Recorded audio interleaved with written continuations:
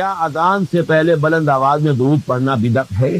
وہ بھی مانتے ہیں کہ یہ ہمیشہ نہیں تھا، ہم نے ابھی کیا، بدعت تو مانتے ہیں وہ، لیکن وہ علامت رکھنا چاہتے ہیں، جیسے کہ آپ کہتے ہیں لا حول ولا قوت الا باللہ سے شیطان بھاگ جائے، لہذا وہ چاہتے ہیں دوسرے لوگ بھاگے یہاں سے، یہاں نہ آئے مسجد میں، خواہ یہاں آ کر ہماری چودراہٹوں میں خلل ڈالیں گے، یہ مسجد فلاں حنفیہ غوثیہ فلاں ہے لکھا موٹا سا ہو تو وہاں بھی ویسے بھاگ جائے گا، وہاں سے پاس نہیں آئے گا۔ تو یہ در حقیقت وہ شیطانوں کو بھگانے کے لیے اور اپنی چودراہٹوں کو مستحکم کرنے کے لیے انہوں نے شاعر بنا رکھے۔ تو اس کا علاج کیا ہے؟ فتویٰ میں دے دوں گا، کیا فائدہ ہو جائے گا؟ کچھ بھی نہیں ہوگا۔ آخر وہ بھی یہ تو نہیں کہتے کہ ہمیشہ سے تھی اذان کے اندر، یہ صحابہ کے دور میں ہوتی تھی، یا کوئی اذان اس طرح پڑھی جاتی تھی اہل تشیع سے۔ اب جا کے معلوم ہوا ایران میں وہ اذان میں وہ الفاظ نہیں کہتے جو یہاں کے شیعہ کہتے ہیں، کہ حضرت علی رضی اللہ تعالیٰ عنہ جو ہے وہ حضور کے خلیفہ بلا فخر ہیں۔ بلا فخر ہونے کے معنی یہ ہو گئے کہ حضرت ابوبکر، حضرت عمر، حضرت عثمان تینوں کی خلافت زیرو ہو گئی، اور اول روز سے خلیفہ حضرت علی۔ یہ الفاظ یہاں والے کہتے ہیں، وہاں والے نہیں کہتے، اور وہاں والے یہ کہتے ہیں جو الفاظ ہم کہتے ہیں کہ علی ولی اللہ ہیں، امیر المومنین ہیں، اس کو بھی ہم کہتے ہیں مستحب ہے، لازم نہیں ہے، یہ ان کا فتویٰ ہے مستحب۔ اچھا، اس میں ہمیں بھی اس اعتبار سے کوئی اعتراض نہیں کہ ہم بھی امیر المومنین مانتے ہیں حضرت علی کو رضی اللہ تعالیٰ عنہ، ہم بھی انہیں ولی اللہ مانتے ہیں، اس میں کیا شک ہے؟ ہر صحابی ولی اللہ ہے۔ اس ولایت کے اوپر اگلے درس میں گفتگو ہوگی، یہ نوٹ کر لیجیے، اس لیے کہ اس آیت الکرسی کے بعد اگلی دو آیتیں جو ہیں وہ ولایت کے موضوع پر ہیں۔ اللہ ولی الذین آمنوا یخرجهم من الظلمات الى النور والذین کفروا اولیاءهم الطاغوت یخرجونهم من النور الى الظلمات۔ تو اس پر گفتگو ہوگی۔ تو اولیاء اللہ جو ہے حضرت علی کیا ولی نہیں ہے؟ یقیناً بہت بڑے ولی اللہ ہیں۔ تو یہ لیکن آیا اذان میں یہ کہنا چاہیے؟ تو وہ بھی کہتے ہیں کہ یہ کوئی ہمارے نزدیک واجب نہیں۔ یہ جب ان سے علماء سے بات کریں گے تو وہ بات کچھ اور کرتے ہیں، ان کے عوام اور جہلاء کا جو طرز عمل ہے وہ کچھ اور ہے، اور وہ وہی ہے۔ کیونکہ میرا ایک لفظ آپ پڑھتے ہوں گے، میرے انٹرویوز میں بار بار آیا، اگرچہ مجھے اندیشہ ہے کہ میرے اوپر فتوے لگنے شروع ہو جائیں گے، میں یہ کھل کر باتیں کہہ رہا ہوں۔ ہمارے ہاں فرقوں کی حیثیت کیا ہے؟ یہ مولویوں کی ٹریڈ یونینیں ہیں، جیسے پیشے ہوتے ہیں، اس لیے کہ ہم نے دین کو پیشہ بنا لیا۔ اسلام میں دین کا کوئی پیشہ نہیں۔ ہر مسلمان کو قابل ہونا چاہیے کہ اسے مسجد میں آئے ہیں اسے آگے کر دیا جائے، نماز پڑھائے۔ ہر مسلمان کو اس قابل ہونا چاہیے اپنی بچی کا خود نکاح پڑھائے۔ ہر مسلمان کو اس قابل ہونا چاہیے اپنے باپ کا جنازہ خود پڑھے۔ لیکن ہم نے تو چونکہ یہ کرنا ہی نہیں، لہٰذا ہم نے مولوی پال رکھے ہیں اور ان کو ہم نے پیشہ بنا دیا۔ جب پیشہ ہو گیا تو پیشہ ورانہ کشمت، یہ تو ہے پروفیشنل جیلسی۔ کاروبار میں تو پھر رقابتیں ہوں گی، وہ رقابتیں ہیں۔ اب ہر ایک نے اپنا ٹریڈ یونین کا ٹریڈ نشان بنا رکھا، ٹریڈ مارک، ہم فلاں ہیں، ہم فلاں ہیں، ہم فلاں ہیں۔ یہ سارے دھندے جو ہیں ان کی جڑ کٹے گی کس سے؟ عربی سیکھو، پڑھے لکھے لوگ اسے لازم کریں اپنے اوپر کہ خود عربی سیکھیں، دین کا کم سے کم اتنا علم حاصل کر لیں۔ ہر پڑھا لکھا آدمی اس قابل ہونا چاہیے کہ نماز پڑھائے، کیوں نہ؟ تاکہ یہ جو ہمارے یہاں ایک سول سروس بن گئی ہے، اس کو یہ ہوگا اس کا اصل حل۔ اور فتویٰ میں لگا دوں کہ یہ جائز ہے یا ناجائز ہے یا بدعت ہے یا سنت، اس سے کچھ حاصل نہیں ہوگا۔ نیز نماز کے بعد دعا کرنا کسی حدیث سے ثبوت ملتا ہے یا نہیں؟ جہاں تک مجھے معلوم ہے، دیکھیے میں نے ان چیزوں کے اوپر کوئی تحقیقیں نہیں کی ہیں۔ اکثر چیزیں جو ہے کچھ علماء سے ان کی آراء کیا جو علم حاصل ہوا اس کی بنا پر، میرے نزدیک اصل شے یہ ہے ہی نہیں۔ اصل شے قرآن کے اندر غور و فکر کریں، سوچ بچار کریں، اس کے وہ لوگوں تک پہنچانے کے لیے اپنا وقت صرف کریں، اور جو محکمات ہیں دین کے ان کو عام کریں۔ ان چیزوں کا جو ہے وہ، لیکن جہاں تک میں نے جو بھی مجھے علم حاصل ہوا ہے، چاہے علماء کی صحبت سے یا سماعت سے، وہ یہ ہے کہ ثابت تو ہے کبھی کبھی آپ نے ہاتھ اٹھا کر نماز کے بعد دعا مانگی ہے، لیکن التزام ثابت نہیں ہے۔ ہمارے ہاں بدقسمتی سے، ہمارے ہاں تو عام طور پر تصور یہ ہو گیا ہے کہ گویا کہ اگر دعا نہیں مانگی تو نماز ہی نہیں پڑھی، گویا کہ نماز کا کوئی جزو لازم بن گیا۔ یہ اصل میں مغالطہ ہے۔ خاص طور پر سب سے بڑی حماقت جو ہوتی ہے وہ نماز جنازہ کے بعد دعا مانگنا ہے۔ نماز جنازہ ہے ہی صرف دعا کے لیے کھڑے ہوتے ہیں، اللہ کی حمد و ثنا، حضور پر درود و پھر دعا۔ اب وہ چونکہ پتہ نہیں، جاہل لوگ ہیں، کچھ پتہ ہی نہیں ہم نے کیا پڑھا، یا پڑھتے ہی نہیں، پتہ ہی نہیں، دعا یاد ہی نہیں، وہ تو کھڑے ہو گئے آ کر، اس لیے کہ بہرحال عزیز ہے، فوت ہوا ہے تو اب شریک تو ہونا ہی ہے۔ اس وجہ سے وہ جہالت کی وجہ سے پھر وہ دعا کرتے ہیں نا۔ دعا کا کوئی مطلب ہی نہیں، دعا تو کی ہے، بہترین دعا کی ہے، مسنون دعا کی ہے، صف بستہ ہو کر کی ہے، امام کے پیچھے قبلہ رخ ہو کر کی ہے، اس سے بہتر دعا کون سی ہوگی؟ حضرت نوح کی دعوت بھی یہی تھی، حضرت ہود کی بھی یہی تھی، حضرت صالح کی بھی یہی تھی، حضرت شعیب کی بھی یہی تھی۔ بس فرق کیا ہے کہ پہلے رسول آتے تھے اپنی اپنی قوموں کی طرف صرف، لہذا آپ کو ان رسولوں کے ضمن میں ملے گا یا قوم اعبدوا اللہ ما لکم من الہ غیرہ، اے میری قوم کے لوگوں اللہ کی عبادت کرو، اللہ کی بندگی کرو، اللہ کی پرستش کرو، اسی کو اپنا محبوب اصلی بناؤ اور اس کے ہر حکم کی اطاعت کرو۔ یا قوم اعبدوا اللہ ما لکم من الہ غیرہ، نبی اکرم صلی اللہ علیہ وسلم پر آ کر، کیونکہ آپ کی بعثت ہے پوری نوع انسانی کے لیے، تو اب یا قومے کا لفظ نہیں رہا، یا ایھا الناس، اے لوگو، اے بنی نوع انسان، یا ایھا الناس اعبدوا ربکم الذی خلقکم والذین من قبلکم لعلکم تتقون، اے لوگو عبادت کرو، بندگی کرو، پرستش کرو اپنے اس رب کی جس نے تمہیں بھی پیدا کیا اور جو تم سے پہلے تھے ان کو بھی پیدا کیا تاکہ تم بچ۔ یہ کیوں کہا دوہرا کر تم سے پہلوں کو بھی پیدا کیا؟ اس لیے کہ اکثر و بیشتر گمراہ لوگ مشرکین کیا کہتے تھے اپنے رسولوں سے کہ ہم تو بس جی اپنے آباء و اجداد کے رستے پر چلیں گے، ما وجدنا علیہ آباءنا، جس طریقے پر جس طرز عمل پر ہم نے اپنے آباء و اجداد کو پایا ہے ہم نے اسی پر چلنا ہے۔ تو واضح کر دیا تم بھی مخلوق ہو وہ بھی مخلوق تھے، تم بھی انسان ہو وہ بھی انسان تھے، تم سے بھی غلطی ہو سکتی ہے ان سے بھی ہو سکتی تھی، لہذا یہ اصول نہیں ہے کہ جو بھی آباء و اجداد کی ریتیں ہیں، رسمیں ہیں، طریقے ہیں اور جو ان کے عقیدے ہیں انہی کو آپ لے کر چلے، بلکہ آپ تو تلاش کریں صحیح عقیدہ کیا ہے، صحیح زندگی گزارنے کا طریقہ کیا ہے، اس کو اختیار کریں۔ یا ایھا الناس اعبدوا ربکم الذی خلقکم والذین من قبلکم لعلکم تتقون، تاکہ تم بچ جاؤ جہنم کی آگ سے۔ یہ جو میں نے بتایا کہ اطاعت کلی، ہما چل، ہما وقت، ہما وجوہ، جزوی اطاعت نہیں، بس یہ ذرا نوٹ آف کوشن ہے۔ اگر ہم اللہ کا ایک حکم مانیں گے ایک نہیں مانیں گے، یہ جزوی اطاعت ہے، یہ اللہ کو قبول نہیں۔ اللہ کی طرف سے تو یوں سمجھیے کہ پیکج ڈیل ہے، ٹیک اٹ اور لیو اٹ، لینا ہے تو پورا لو ورنہ دفع ہو جاؤ، اللہ کو تمہاری ضرورت نہیں ہے، تمہیں اللہ کی ضرورت۔ یا ایھا الذین آمنوا ادخلوا فی السلم کافۃ، اے ایمان والو اسلام میں داخل ہونا تو پورے کے پورے، ادھورے نہیں۔ اور سورہ بقرہ کی آیت نمبر 85 کے اندر تو جو وعید آئی ہے، افتؤمنون ببعض الکتاب وتکفرون ببعض، کیا تم ہماری کتاب ہماری شریعت کے کچھ حصے کو مانتے ہو اور کچھ کو رد کرتے ہو؟ وما جزاء من یفعل ذلک منکم، تو جو کوئی بھی تم میں سے یہ روش اختیار کریں گے ان کی کوئی سزا اس کے سوا نہیں ہے، کان کھول کر سنیے، ان کی کوئی سزا اس کے سوا نہیں ہے کہ دنیا میں ذلیل و خوار کر دیے جائیں اور قیامت کے دن یردون الی اشد العذاب، شدید ترین عذاب میں جھونک دیے جائیں۔ وما اللہ بغافل عما تعملون، اللہ غافل نہیں ہے، بے خبر نہیں ہے، لا علم نہیں ہے اس سے کہ جو تم کر رہے۔ تم اپنی داڑھیوں کے طول سے اللہ کو دھوکہ نہیں دے سکتے، تم اپنے پاجاموں کو ٹخنوں سے اوپر رکھ کے اللہ کو دھوکہ نہیں دے سکتے کہ تم بہت متبع رسول ہو، تم اپنے عمروں اور حجوں سے اللہ کو دھوکہ نہیں دے سکتے، اللہ کہ حرام کی کمائی سے حج کیا ہے، حرام کی کمائی سے عمرہ کیا ہے۔ تو یہ جو جزوی اطاعت کی کوئی اطاعت نہیں، اللہ کو قبول نہیں۔ آدمی سوچتا ہے کہ چلیے میں نے یہ کام اچھے کیے یہ برے کیے، مجھے اچھے کاموں کا کچھ کریڈٹ بھی تو ملنا چاہیے نا، لیکن نہیں، اللہ کہتا ہے جزوی اطاعت منہ پر دے ماری جائے۔ اور جو دنیا کی سزا ہے وہ تو ہم اپنی آنکھوں سے دیکھ رہے ہیں، 130 140 یا 150 کروڑ مسلمان دنیا میں، ذرا اندازہ کی، لیکن ہماری رائے کی کوئی اہمیت ہے؟ بین الاقوامی معاملات میں کوئی ہم سے مشورہ دیتا ہے کہ آپ کا کیا خیال ہے؟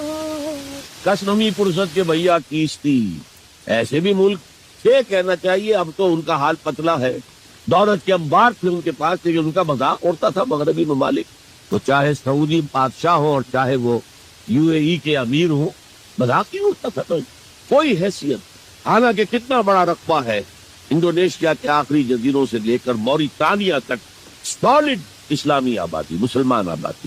آپ کہیں گے کہ یہ بھارت جو ہے اس میں تو اکثریت تو نہیں ہے، لیکن 15 کروڑ یا 18 کروڑ تو آدمی یہاں موجود ہیں، لیکن کوئی عزت کوئی حیثیت دنیاوی اب بین الاقوامی سطح۔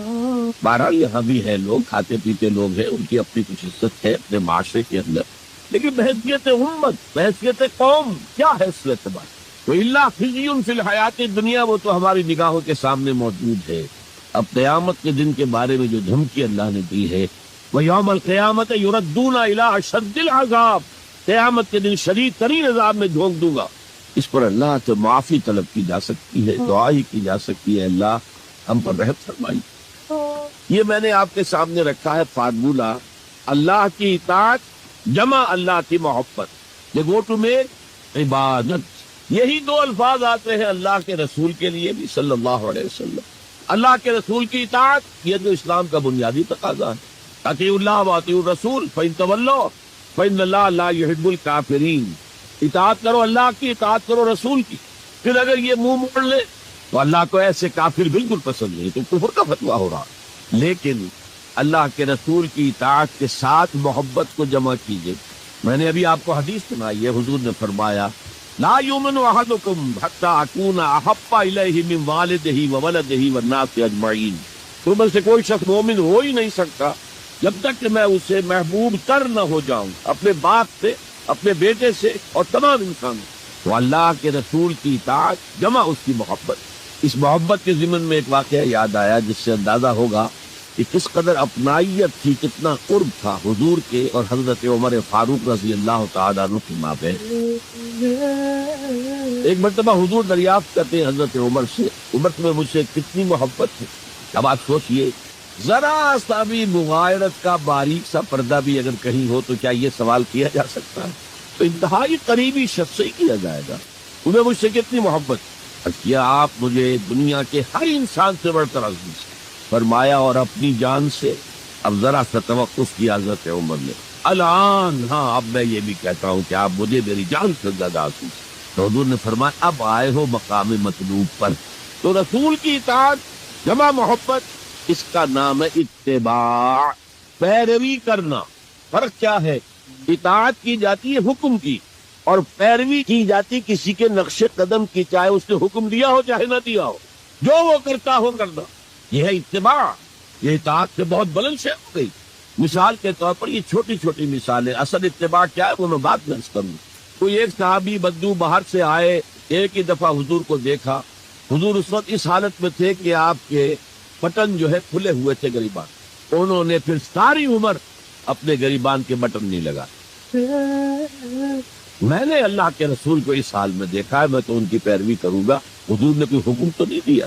تو یہ جو محبت، شدید محبت کے تحت جو بات آئے گی اس کا نام اتباع، اور اس اتباع کا مقام کیا ہے وہ آیت میں سنا چکا ہوں آپ کو۔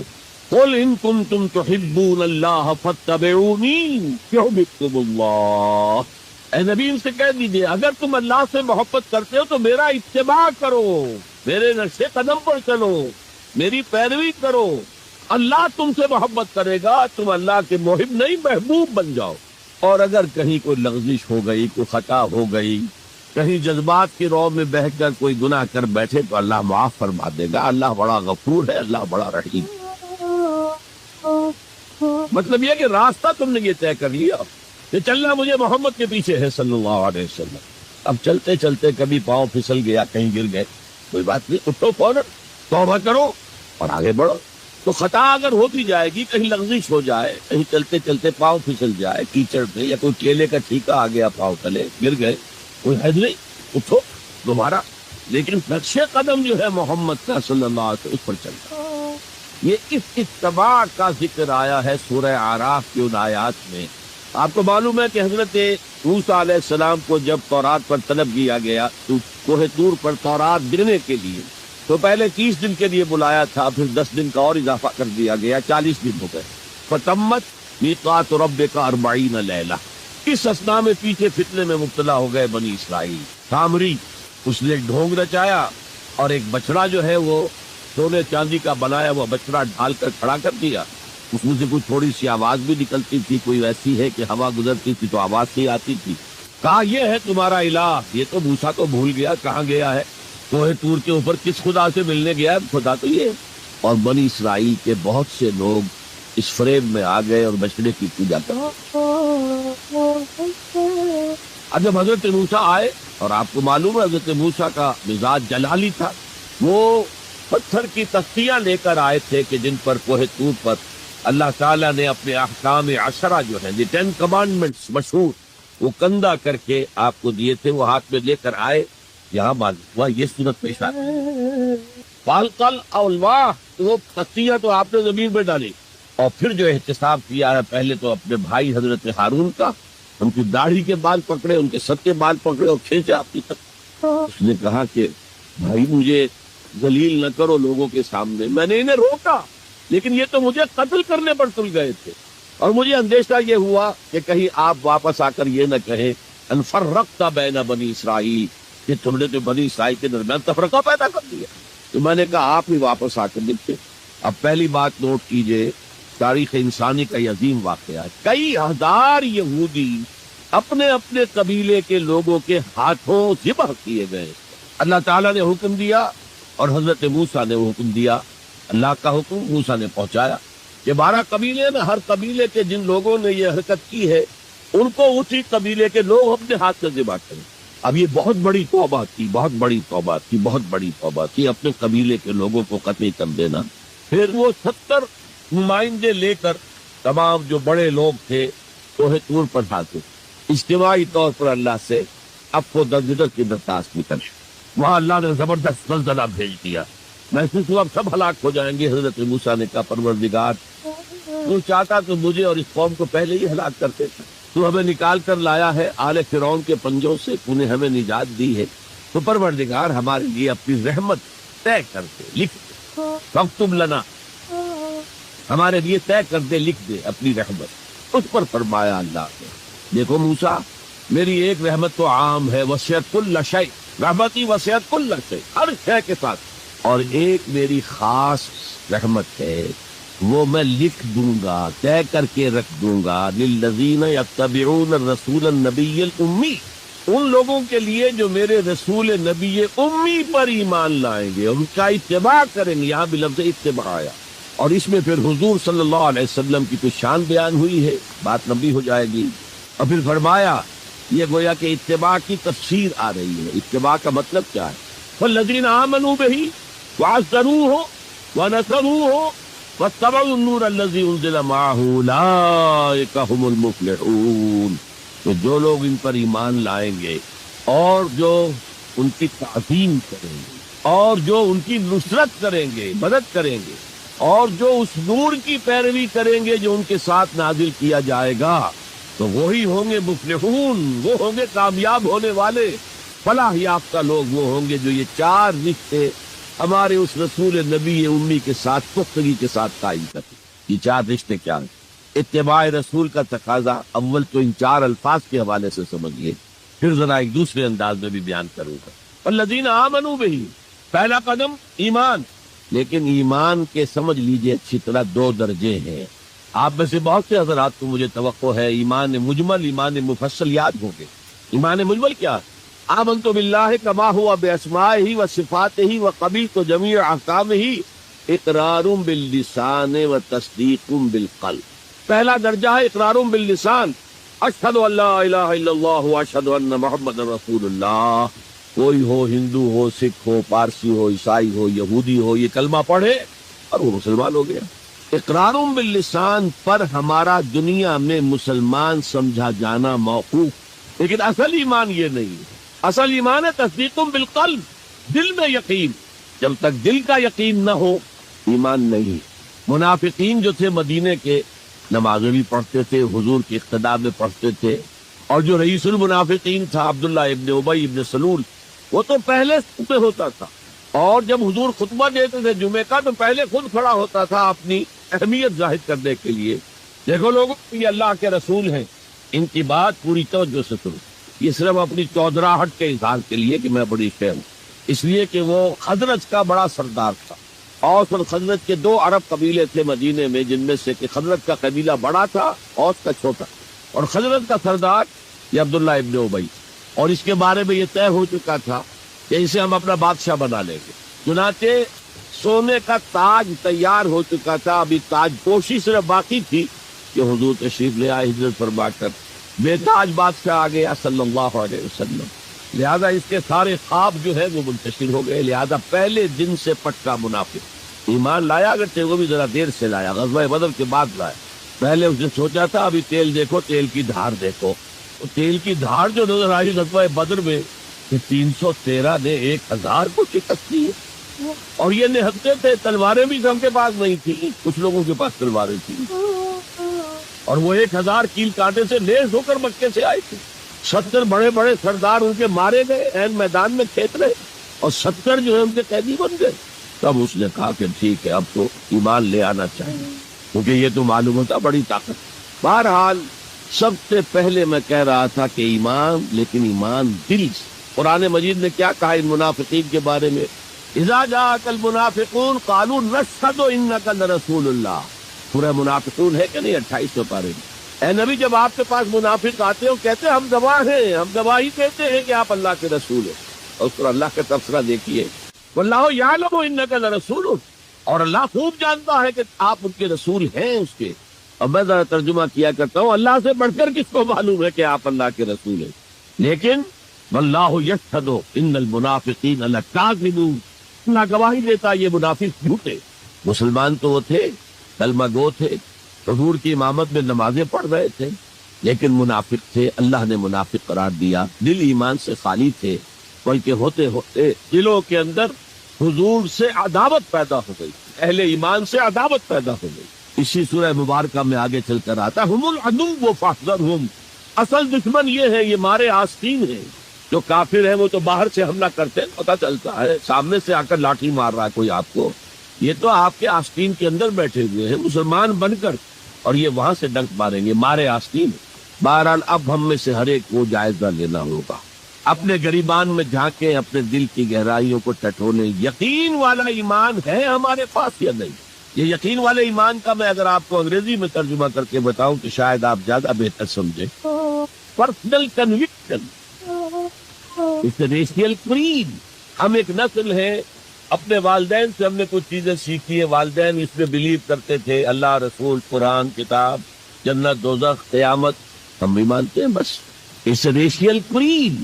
یہ تو ایک نسلی عقیدہ، اصل شے جو ضروری ہے پرسنل کنوکشن، اپنا یقین، ذاتی یقین۔ تو سب سے پہلے تو اللہ کے رسول صلی اللہ علیہ وسلم کی رسالت پر یقین، اور میں نے آپ کو حدیث سنائی تھی ابھی، لا یؤمن احدکم حتی یکون ہواہ تبعا لما جئت بہ، تم میں سے کوئی شخص مومن نہیں ہو سکتا جب تک اس کی خواہش سے نفس تابع نہ ہو جائے اس ہدایت کے، اس قرآن کے، اس شریعت کے، ان احکام کے جو میں لے کر آیا۔ اگر خواہش سے نفس اوپر ہے اور اللہ کا حکم نیچے ہے تو مومن کہاں سے ہوئے تھے؟ اللہ کے حکم سے نماز تو پڑھتے ہو، روزہ رکھتے ہو، سودی کاروبار کرتے ہو، اور اللہ کے حکم کو پاؤں تلے رگڑتے ہو، یہ کیا اسلام ہے؟ یہ تو وہی ہے، افتؤمنون ببعض الکتاب وتکفرون ببعض فما جزاء من يفعل ذلك منكم الا خزي في الحیاۃ الدنیا ویوم القیامۃ یردون الی اشد العذاب۔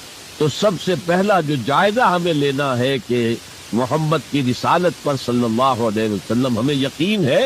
یقین، تصدیق تو ہم کرتے ہیں، زبان سے کہتے ہیں، لیکن یقین، جس یقین کا نتیجہ یہ نکلے کہ پھر نفس کے سارے تقاضے نیچے ہو جائیں اور حضور کی لائی ہوئی ہدایت، حضور کی لائی ہوئی شریعت بالا کر ہو جائے۔ نمبر 2 فرمایا وَعَزَّرُوهُ، ان کی تعظیم کرے۔ آپ کی جناب میں کوئی گستاخی ہو جائے، ایمان کے لالے پڑ جائیں اور آخرت برباد ہو جائے۔ اس تعظیم میں کیا کیا چیزیں شامل؟ دیکھیے سورہ حجرات میں ابتدائی حصے میں تفصیل سے کہا گیا، یا ایھا الذین آمنوا لا ترفعوا اصواتکم فوق صوت النبی ولا تجهروا له بالقول كجهر بعضکم لبعض ان تحبط اعمالکم وانتم لا تشعرون۔ اے ایمان کے دعوے دارو، کبھی اپنی آواز کو رسول کی آواز سے بلند تر نہ کر دینا، مبارک سارے اعمال حق ہو جائیں اور تمہیں پتہ بھی نہ چلے۔ میں نے کوئی گناہ کبیرہ تو نہیں کیا ہے، میں نے کوئی کرہ تو نہیں کیا ہے، بس یہی ہوا نا کہ حضور کی آواز کے مقابلے میں اپنی آواز کو اونچا کر دی۔ لا ترفعوا اصواتکم فوق صوت النبی ولا تجهروا له بالقول كجهر بعضکم لبعض، بلند آواز سے جیسے آپس میں باتیں کر لیتے ہو ایسے کبھی بات نہ کر بیٹھنا۔ ان تحبط اعمالکم، کہ تمہارے سارے اعمال حبط ہو جائیں، اکارت چلے جائیں، ختم ہو جائیں، وانتم لا تعلمون، تمہیں احساس بھی نہ ہو کہ ساری پونجی لٹ گئی۔ اس آیت کا ہم پر اطلاق کیسے ہوگا؟ کبھی سوچا آپ نے؟ صحابہ کرام تو یقیناً اس کے مخاطب اول تھے، ہم پر کیسے تھا؟ اگر ہماری گفتگو ہو رہی ہو، بحث ہو رہی ہو، میں کچھ کہہ رہا ہوں، آپ کچھ کہہ رہے ہیں، لیکن کوئی کہہ دے حضور نے یوں فرمایا ہے، فوراً چپ ہو جاؤ۔ اب اگر کہا نہیں میرا خیال یہ ہے، اب گویا کہ یہ حضور کی آواز سے آپ نے اپنی آواز اونچی کر، اپنا فکر، اپنا فلسفہ، اپنا فہم، اپنی سوچ، اپنی عقل۔ ہاں بعد میں تحقیق کر لو، یہ جو کہا تھا کہ حضور نے فرمایا، فرمایا بھی ہے کہ نہیں ہے، حدیث صحیح ہے کہ نہیں ہے، مستند ہے کہ نہیں ہے، لیکن اس وقت آواز بند کر لینا لازم ہوگا کہ اس کے بعد اقول نہیں کہہ سکتا میں یہ کہتا ہوں۔ اس کا تو مطلب یہ کہ آپ بد مقابل بد کا رسول کیا رہے۔ لا ترفعوا اصواتكم فوق صوت النبي ولا تجهروا له بالقول كجهر بعضكم لبعض ان تحبط اعمالكم وانتم لا تشعرون۔ صحابہ کے بارے میں آپ نے سنا ہوگا کہ حضور کی محفل میں ایسے بیٹھے ہوتے تھے ساکت و صامت، جیسے کہ ان کے سروں پر پرندے بیٹھے ہوئے ہیں اور انہیں اندیشہ ہے کہ ذرا سا بھی ہلیں گے تو پرندہ اڑ جائے گا۔ اس قدر ادب حضور صحابہ سے سوال کرتے تھے، اور یہ آپ کا طریقہ تھا تعلیم کا کہ پہلے ایک سوال سامنے لایا جائے تاکہ ان کا ذہن کھلے، سوچے خود بھی۔ یہ تعلیم کا بہترین طریقہ۔ اس کے بعد ہوتا کیا تھا، جواب نہیں دیتے تھے، اللہ و رسولہ عالم، اللہ اور اس کا رسول بہتر جانتے۔ دوبارہ آپ پوچھتے تھے تو جو بھی سمجھ میں آتا تھا کہتے تھے۔ مجھے یاد آ رہی ہے ایک حدیث، اور اچھا ہے کہ وہ آپ سن لیں، اس لیے کہ عام شکایت یہ ہے کہ مذہبی لوگ معاملات میں اچھے نہیں ہوتے۔ مسجدیں بنوائیں گے، مسجدوں میں قالین بچھوائیں گے، وہاں پر فانوس لگوائیں گے، سب کچھ کریں گے، مدرسوں کی خدمت کریں گے، علماء کی خدمت کریں گے، لیکن معاملات، تجارت، کاروبار، بین الانسانی تعلقات عام شکایت ہے، اس کی وہ پرواہ نہیں کرتے، حقوق و لباد کا لحاظ دیں۔ تو حضور نے ایک مرتبہ پوچھا صحابہ سے، اتدرون من المفلس، تم جانتے ہو مفلس کون ہوتا؟ صحابہ نے جواب دیا، المفلس عندنا من لا درہم لہ ولا دینارا۔ حضور ہم اس شخص کو مفلس سمجھتے ہیں جس کے پاس درہم و دینار نہیں ہے۔ ہم گئے کہ روپیہ پیسہ نہیں ہے؟ فرمایا نہیں، میری امت کا مفلس وہ ہوگا جو بہت سی نمازیں لے کر آئے گا، بہت سے روزے لے کر آئے گا، بہت سے حج لے کر آئے گا، بہت سے عمرے لے کر آئے گا، لیکن اس کے ساتھ ہی قد شتم ھذا، فلاں شخص کو گالی دی تھی، واکل مال ھذا، فلاں شخص کا مال کھا لیا تھا، فلاں شخص پر تہمت لگائی تھی۔ اب وہ سارے دعوے دار آ جائیں گے، اللہ اس نے میرے ساتھ یہ کیا، ٹھیک ہے بھائی اس کی نمازیں تم لے جاؤ، اور تو کچھ ہے نہیں، کوئی کرنسی تو ہے نہیں وہاں، نہ ڈالر ہے نہ یورو ہے، کچھ بھی نہیں، اعمال کی کرنسی ہے، دے کے تم لے جاؤ۔ کوئی اور دعوے دار آیا، روزہ وہ لے گیا، اس کے پاس کچھ نہیں رہا، دعوے دار اب بھی باقی ہے۔ اب ان کے گناہ جو ہے اس کے حساب میں پڑھنے شروع ہو جائے، یہاں تک کہ دوسروں کے گناہوں کے بوجھ تلے دب کر وہ جہنم میں جھونک دیا۔ یہ مفلس۔ تو یہ انداز تھا حضور کا سمجھانے کا، پڑھانے کا، فطری طریقے تعلیم۔ تو فالذین آمنوا بہ وعزروہ، تو وہ لوگ جو ایمان لائے ان پر اور جنہوں نے ان کی تعظیم کا حق ادا کیا، وَنَصَرُوهُ، یہ آئی ہے اب سخت بات، اور ان کی مدد کی۔ مدد کس کام میں؟ حضور اتنے غیور تھے کہ ذاتی کام میں کوئی مدد آپ کسی سے نہیں مانگتے۔ سیرت کی کتابوں میں آتا ہے کہ اگر آپ سواری پر ہوتے تھے اور آپ کا کوڑا نیچے گر جاتا تھا تو کسی سے یہ نہیں کہتے تھے کہ اٹھا کر ذرا مجھے پکڑا دو، آپ سواری سے اترتے تھے، اپنا کوڑا خود اٹھا۔ اور اس ضمن میں بھی سیرت النبی کا ایک واقعہ مجھے یاد آ رہا ہے، وہ میں آپ کو سنا دوں۔ جب ہجرت مدینہ کی اجازت آ گئی تھی عام لوگوں کے لیے، عام مسلمانوں کے لیے، چلے جاؤ جاؤ سب جاؤ مدینہ کی طرف، لیکن رسول اپنی جگہ نہیں چھوڑ سکتا وداؤٹ ایکسپریس پرمیشن آف اللہ۔ تو حضور کے لیے ابھی اجازت نہیں آئی۔ وہ یار غار تھے حضرت ابوبکر صدیق، وہ پوچھتے تھے حضور اجازت آ گئی؟ نہیں ابھی نہیں آئی۔ حضور اجازت آ گئی؟ نہیں ابھی نہیں آئی۔ حضرت عائشہ فرماتی ہیں کہ ایک روز دوپہر کے وقت حضور چلے آ رہے تھے، ہم حیران ہوئے۔ عربوں میں یہ آج بھی ان کی تہذیب جو ہے وہ یہ ہے کہ ظہر عصر کے درمیان نہ کسی سے ملنا، نہ کسی کے ہاں جانا، نہ وزٹ کرنا، دکانیں بھی بند اور قیلولہ کرتے، یہ ان کی تہذیب کا حصہ ہے۔ تو ہم حیران ہوئے، آپ نے اپنے سر کو ڈھانپا ہوا تھا کپڑے سے اور آپ تشریف لائے، اور آ کر آپ نے خوشخبری دی حضرت ابوبکر کو کہ ہجرت کی اجازت آ گئی۔ اب اس پر حضرت ابوبکر کو بڑی خوشی ہوئی، بڑے احساس مسرت کے ساتھ عرض کرتے ہیں، حضور میں نے 2 اونٹنیاں تیار کر رکھی ہیں، خوب کھلا پلا کے انہیں فربا کیا ہوا ہے، تکڑا کیا ہوا ہے۔ حضور تھوڑا سا توقف کر کے فرماتے ہیں، ٹھیک ہے لیکن ایک اونٹنی کی قیمت میں ادا کروں۔ حضرت ابوبکر رو پڑے، حضور مجھ سے بھی یہ مغائر کہ میری اونٹنی کی بھی آپ قیمت دینا چاہیں؟ تو نصرت جو ہے اس کے بارے میں جان لیجئے، یہ تو حضور کا جو مشن تھا اس میں مدد، کوئی ذاتی اپنے کسی کام کے لیے آپ نے کبھی کسی سے مدد طلب نہیں. جو مشن اللہ نے ڈال دیا تھا کندھے پر، هو الذی ارسل رسولہ بالہدی ودین الحق لیظہرہ علی الدین کلہ ولو کرہ المشرکون. وہی تو ہے اللہ جس نے بھیجا ہے اپنے رسول محمد کو صلی اللہ علیہ وسلم الہدا دے کر، قرآن حکیم دے کر اور دین حق دے کر. صرف قرآن نہیں، دین حق. جو عربی سے واقف ہے کچھ لوگ وہ سوچتے ہوں گے جو واو جو آیا ہے درمیان میں، یہ واو تفسیری ہے، یہ واو عطف ہے. اگر یہ واو عطف ہے تو مغایرت ہو جائے گی. الہدا کچھ اور ہے، دین حق کچھ اور ہے، مغایرت لازم ہے معطوف اور معطوف علیہ کے اندر. وہ مغایرت کیا؟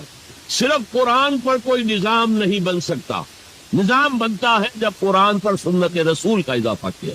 لہذا دین حق صرف قرآن نہیں ہے، قرآن مما سنت رسول صلی اللہ علیہ وسلم اب نظام بنتا ہے. جیسے قرآن میں کتنی دفعہ کہا اقیموا الصلاۃ اقیموا الصلاۃ اقیموا الصلاۃ الذین یقیمون الصلاۃ، کتنی مرتبہ. لیکن کیا نماز کا کوئی نظام بن سکتا ہے قرآن کی بنیاد پر؟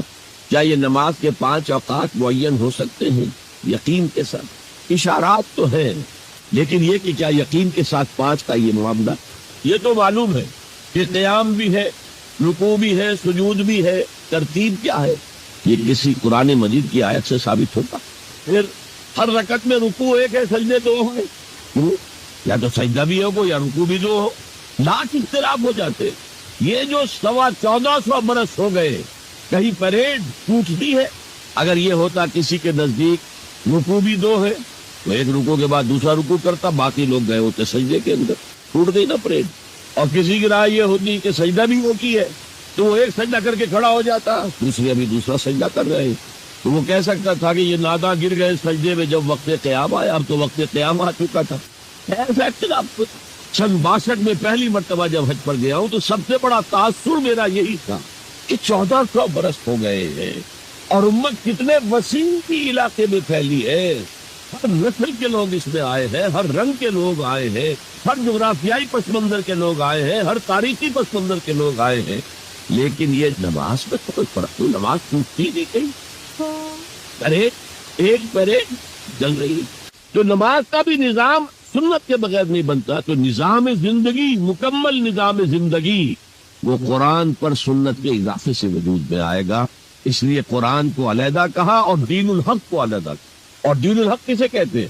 دیکھیے دین کے بنیادی معنی ہے جزا و سزا، مالک یوم الدین. ہم پڑھتے ہیں کہ نہیں؟ ارأیت الذی یکذب بالدین، تم نے دیکھا اس شخص کو جو جزا و سزا کا منکر ہے. اب یہ جزا و سزا یقیناً کسی قانون کے تحت ہوتا ہے، اور قانون کا ساتھ تصور ہے قانون بنانے والا کون ہے. جس کو آپ مانیں گے قانون بنانے والا اور اس کی اطاعت میں پورا نظام زندگی دے دیں گے، اس کا دین ہے جو آپ نے اختیار کیا ہے. قرآن مجید میں مرکب اضافی کی شکل میں اس دین کی نسبت یا بادشاہ مصر کی طرف ہوئی ہے یا اللہ کی طرف ہوئی ہے. ما کان لیاخذ عصاہ فی دین الملک. حضرت یوسف کے پاس علیہ الصلوۃ والسلام جب اتنے طویل عرصے کے بعد 11 بھائی آئے، ان میں بنیامین بھی تھا جو آپ کا حقیقی بھائی. اسے اپنے پاس رکھنا چاہتے تھے، لیکن جس بادشاہ کے تحت وہ سارا نظام تھا وہ بادشاہ بھی نہیں تھے نا. تو بادشاہ تو وہ تھا جس نے خواب دیکھا تھا کہ 7 دبلی گائیں جو ہے وہ 7 موٹی گائیں کو کھا گئی، نگل گئی. اس کی تعبیر بتائی تھی، تبھی تو جیل سے نکلے تھے. اب یہ کہ بہت بڑے افسر تھے، بڑے وزیر تھے، آپ انہیں جو چاہیں کہہ لیں، لیکن بادشاہ تو نہیں تھے نا. نظام تو بادشاہ کا تھا، اور بادشاہ کے قانون کے مطابق وہ باہر سے آئے ہوئے کسی شخص کو اپنے پاس روک نہیں سکتے تھے. ما کان لیاخذ اخاہ فی دین الملک. تو اللہ تعالیٰ نے وہ پھر ہیلا نکالا ان کے لیے. تفصیل آپ کے علم میں ہے. کذالک کدنا لیوسف، ہم نے اس طریقے سے ایک تدبیر کر دی یوسف کے لیے. اللہ نے اپنے ذمے لے لی بات. تو دین الملک، دین الملک کیا ہے؟ بادشاہ خدائے مطلق ہے. Sovereignty belongs to him. بادشاہ ہو یا کوئن ہو، وہ قانون بنائے گا اور اس کے تحت آپ کو زندگی بسر کرنی ہوگی. یہ دین الملک. اور دین اللہ کیا ہے؟ اللہ مطاع مطلق، اللہ ساورن، ان الحکم الا للہ لا یشرک فی حکمہ احدا. اس نے جو قانون دیا ہے اس کے تحت پوری زندگی. سیاسی نظام اسی کے تحت ہو، معاشی نظام اسی کے تحت ہو، کرمنل لا اس کے تحت ہو، سول لا اس کے تحت ہو، لا آف انہیریٹنس اس کے تحت ہو، قانون شہادت اس کے تحت ہو، سماجی نظام بھی اللہ کے حکم کے مطابق. وہ ہے دین اللہ.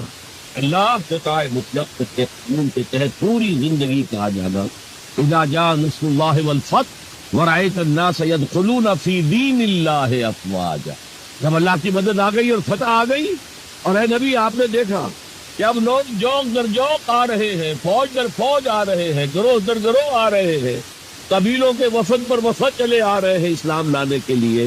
یہ کیفیت کیا تھی؟ دین اللہ میں داخل ہونے کا ان کا فیصلہ. اب ذرا سی ٹیڑھی بات آ رہی ہے، پوری دنیا میں دین جمہور، sovereignty of the people, not of God, sovereignty of the people. ہمارے نمائندے ہیں، ہم ووٹ دیں گے انہیں، وہ جائیں گے اسمبلی میں، جو چاہیں گے قانون بنائیں گے. وہ مرد کے ساتھ شادی کو اگر رجسٹر کرنا چاہیں، اجازت دینا چاہیں، لائسنس ایشو کر دیں گے. ایک مرد شوہر ہوگا، ایک دوسرا مرد بیوی ہوگا. Legally they will be wife and husband. Lesbians ہیں، عورتیں ہیں، آپس میں شادی کرنا چاہتی ہیں دو عورتیں، ٹھیک ہے، لو بھائی کر دو. کیا ہومو سیکسولیٹی جائز ہے بالکل، بلکہ اب تو اسے کہا جا رہا ہے کہ یہ نارمل انکلینیشن مانی جانی چاہیے. ہومو سیکسولیٹی، ہم جنس پرستی، اسے کوئی برا نام دینا ہی نہیں چاہیے. It's a normal attitude. یہ ہے اس سوشل انجینئرنگ پروگرام کا معاملہ کہ جو ابھی چند سال پہلے یونائٹڈ نیشنز آرگنائزیشن کی جنرل اسمبلی نے جو سوشل انجینئرنگ پروگرام بنایا ہے نوع انسانی کے لیے، اس میں تو کیا مقصد تھا حضور کا؟ کیا آپ کو دی گئی کتاب نمبر 1 الہدا، اور نمبر 2 دین حق، تاکہ دین کو غالب کرے. ایک پیارا سا خیال آیا ذہن میں. دیکھیے یہ آپ کا عام محاورہ ہے، ایک میان میں 2 تلواریں نہیں سما سکتی. ایک جگہ 2 دین نہیں ہو سکتے. مذہب 100 بھی ہو سکتے ہیں ایک جگہ پر. اس لیے کہ مذہب کو عام دنیا کیا مانتی ہے کہ مذہب کا تعلق صرف 3 چیزوں سے. کچھ عقائد ہوں گے، ایک خدا کو ماننے والے، 100 خداؤں کو ماننے والے، کسی کو نہ ماننے والے. کچھ عبادات کی رسومات ہوں گی، نماز ہے، روزہ ہے، یا پوجا پاٹ ہے، یا گرو گرنتھ سنگھ کا وہ اکھنڈ پاٹ، یعنی پورا اس کی تلاوت مکمل، کوئی وقفہ ڈالے بغیر، وہ چاہو کرو. سوشل کسٹمز ہوتے ہیں. بچہ پیدا ہوگا تو کیا کریں گے؟ عقیقت کریں گے، بپتسمہ دیں گے. عیسائی بپتسمہ دیتے ہیں، بیپٹائز کرتے ہیں. ہم عقیقت. پیدا ہوتے ہی دائیں کان میں اذان، بائیں میں اقامت ہے. کوئی مر جائے گا تو کیا کریں گے؟ ڈیڈ باڈی کا جلائیں گے یا دفنائیں گے، یا پارسیوں کی طرح کہیں اونچی جگہ پر رکھ دیں گے کہ کیلیں اور کوے آئیں اور کھا جائیں. کم سے کم ان کی غذا کا تو کام چلے نا. زمین میں دبا دیں گے تو مٹی ہو کر مٹی میں مل جائے گا، کسی کے کام ہی نہیں آئے. بہرحال ان 3 چیزوں کے مجموعے کا نام ہے مذہب. جبکہ دین کے اندر 3 چیزیں مزید شامل ہو جاتی ہیں: سماجی نظام، معاشی نظام، سیاسی نظام. یہ 3 جمع 3 بن کر دین بنتا ہے. تو دین تو 2 نہیں ہو سکتے. جمہوریت اور آمریت تو ساتھ ساتھ نہیں ہو سکتے. کیپٹلزم اور کمیونزم تو ساتھ ساتھ نہیں ہو سکتے. ڈیموکریسی اور ملوکیت تو ساتھ ساتھ نہیں ہو سکتے. اس اعتبار سے ایک مغلوب ہوگا، ایک غالب ہوگا. مغلوب مذہب بن جائے گا اور غالب دین ہو. آج دین جمہور غالب ہے. تو یہ اقبال کا شعر ہے بڑا پیارا: بندگی میں گھٹ کے رہ جاتی ہے ایک جوئے کباب، اور آزادی میں بہرے بے قرار ہے زندگی. اگر دین آزاد ہے، غالب ہے، چھایا ہوا ہے، تو وہ ہے اصل دین، ورنہ وہ سکڑ کر مذہب بن جائے. ہم 60 سال پہلے دین انگریز پڑھتے تھے. حاکم کون تھا؟ کوئی بادشاہ کو ملکہ بیٹھا ہوا یا بیٹھی ہوئی انگلستان میں، وائس رائے یہاں ایک ہوتا تھا، لیکن وہ حاکم نہیں تھا، ساورن نہیں تھا. ساورنٹی ان کی تھی، اصل حکومت ان کی تھی. ہز میجسٹیز گورنمنٹ یا ہر میجسٹیز گورنمنٹ، ان کی تھی حکومت. تو اس اعتبار سے دین کو غالب کرنا یہ بہت جان جوتوں کا کام تھا. یہ نوٹ کر لیجئے آپ. دیکھیے تمام نبی اور رسول مبلغ بن کر آئے، داعی بن کر آئے، بشیر بن کر آئے، نذیر بن کر آئے، بشارت دینے والے کہ اللہ کے راستے پر آؤ گے فروح و ریحان و جنت نعیم. اور اگر انذار کرنے والے نذیر بن کر آئے، اگر غلط راستے پر جاؤ گے تو جہنم ہے. حضور بھی یا ایھا النبی انا ارسلناک شاہدا و مبشرا و نذیرا و داعیا الی اللہ باذنہ و سراجا منیرا. یہ جو 5 حیثیتیں ہیں یہ مشترک ہیں حضور میں اور تمام انبیاء. اگرچہ ہر حیثیت میں حضور کی اپنی شان ہے جس میں کوئی دوسرا نبی ان کے قریب نہیں آ سکے گا.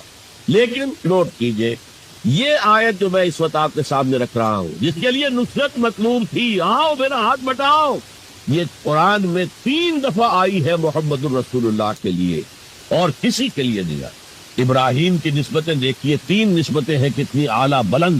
خلیل اللہ ہے، واتخذ اللہ ابراہیم خلیلا، ابو الانبیاء ہے، سینکڑوں رسول اور نبی ان کی اولاد میں آئے. حضرت اسحاق کی اولاد سے وہ جو prophets of the Old Testament ہے، ان کی کتابیں جو ہے صحیفے ہیں، دیکھیے